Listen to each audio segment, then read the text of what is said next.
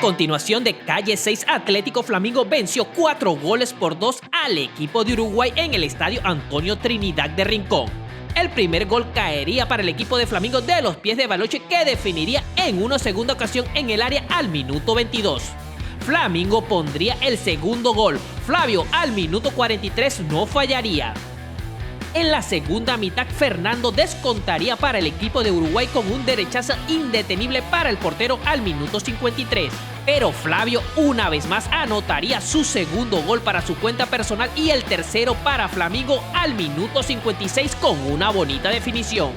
Clara pondría el cuarto gol para Flamingo al minuto 61 de pierna izquierda después de rematar un córner.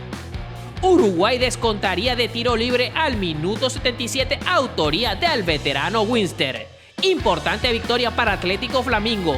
Y en la continuación de Calle 6, el partido para esta noche se enfrentarán los equipos de ATC contra Real Rincón.